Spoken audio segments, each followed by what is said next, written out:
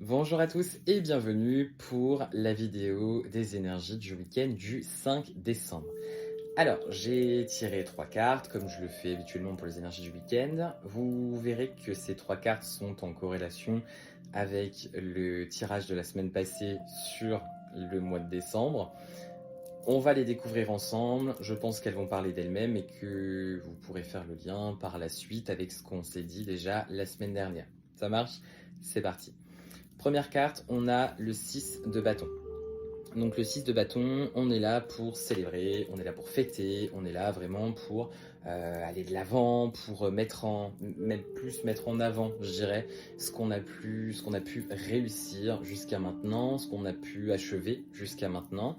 On est vraiment dans une consécration de quelque chose, plus que dans une fête ou une euphorie telle qu'elle puisse être, enfin telle qu'elle pourrait être pendant un moment de fête ou un événement en particulier. Là, on est sur la consécration de ce qu'on a concrétisé. C'était pas simple, hein.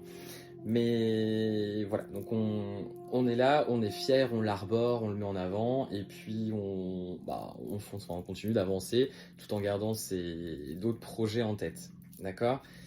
Ces projets-là, on va vite se détendre quand même, parce que j'ai dit on les garde en tête. Comme j'ai dit la semaine passée, c'est le temps pendant le mois de décembre d'appuyer sur pause et de laisser aller les énergies, les jours, les mois, etc. On se recentre sur soi, on se recentre sur son cocon familial, son petit cocon de vie, etc., etc. Mais voilà, on n'oublie pas, on continue d'avancer, on met juste de côté. D'accord? Là, on va avoir la 4 d'épée. La 4 d'épée, c'est ce que je vous disais, on se repose. Alors, comme vous pouvez voir, c'est une scène de théâtre. Cette scène de théâtre, elle est toujours, on va dire, donc avec les rideaux ouverts, le décor est encore en place. On est sur donc un jeune homme qui est en train de se reposer sur des chaises. C'est pour ça que je disais, on n'oublie pas, on met simplement de côté ses projets, ses envies. On se prend un temps pour soi. Ça n'arrête pas de revenir, ce conseil-là, donc faites-le impérativement. On prend du temps pour soi, on se calme, d'accord? On se calme, on se détend, on se repose, et ensuite on revient complètement réénergisé et à fond de balle. Ça marche?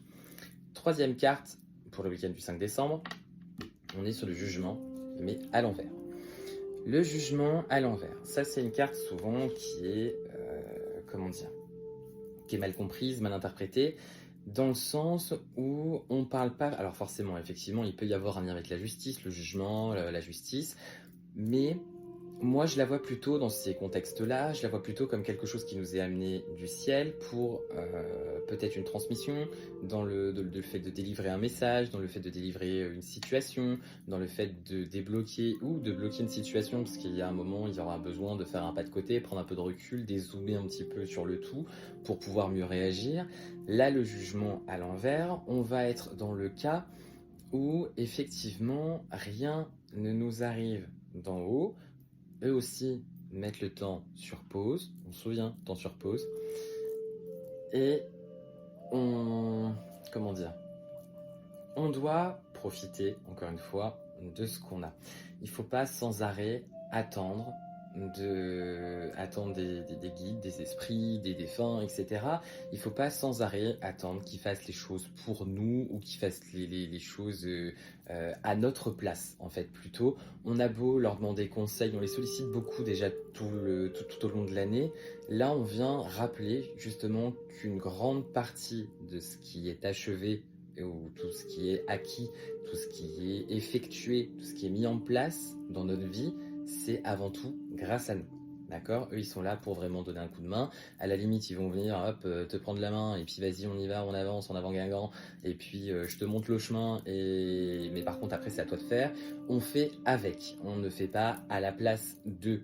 Ok? Pour ceux qui sont dans le social, on se reconnaîtra, cœur sur vous. Là, c'est pareil, en fait, en fin de compte. Vos guides, vos défunts, ils sont pas là pour faire à votre place, ils sont là pour faire avec vous. Donc on arrête de trop demander des choses de là-haut, rien ne viendra de là-haut. Il faut simplement puiser en soi, et je pense que si vous cherchez au fond de vous-même, vous arriverez directement à trouver la réponse. Beaucoup de questionnements arrivent avec cette fin d'année, avec la fin de cycle, avec les fêtes aussi, etc., etc. C'est des périodes assez particulières.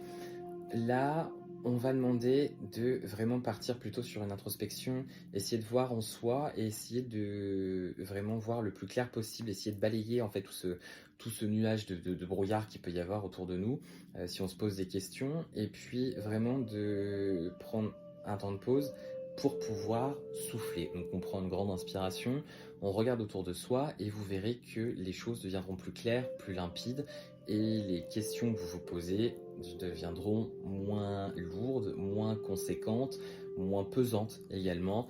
Tout va s'alléger, d'accord? Donc, on a fait un grand chemin jusqu'à maintenant. Toute l'année, ça a été long, ça a été compliqué, physiquement et psychologiquement, mais on a réussi à bâtir des choses et on peut en être fier, d'accord? Avec ça, on n'oublie pas de se reposer, de prendre du temps pour soi. Et enfin, si on a besoin de quelque chose, déjà on compte sur soi, parce qu'il n'y a pas de meilleur allié que soi-même, d'accord? Sur ce, je vous souhaite un bon week-end. Je vous dis à très vite pour de nouvelles vidéos et surtout à la semaine prochaine pour la vidéo du week-end qui arrive. Allez, bonne soirée, à bientôt, ciao!